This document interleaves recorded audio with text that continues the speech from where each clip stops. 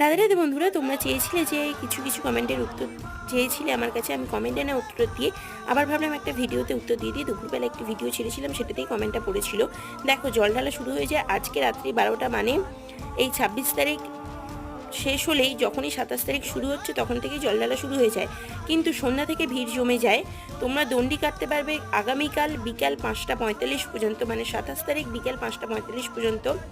মাকে সাজিয়ে নিয়ে আনা হবে সন্ধ্যা 6টার পরে, মানে সূর্য ডুবে গেলে এবং সূর্য ওঠার আগে, মানে ভোর 5টার আগেই কিন্তু মা চলে যান। বিসর্জন দিয়ে দেওয়া হয় মাকে। আর তোমরা যারা আসতে চাইছো তারা কন্যগর স্টেশনে নেবে, যে কাউকে জিজ্ঞাসা করবে, অথবা ওখানে বিভিন্ন রকম প্ল্যাকেট দেওয়াই আছে, যেটা দেখে তোমরা অনায়াসেই পৌঁছে দিতে পারবে মায়ের কাছে। মায়ের কাছে তোমরা অবশ্যই তোমাদের মনের ইচ্ছা বলো, মা কোনোদিনই কাউকে নিরাশ করেন না। আর অবশ্যই তোমরা সকলে মিলে এসো, আমি সবাইকে আমন্ত্রণ জানাচ্ছি। রাধে রাধে, জয় মা শকুন্তলা। আর আগামীকাল যারা আসতে পারছো না তাদের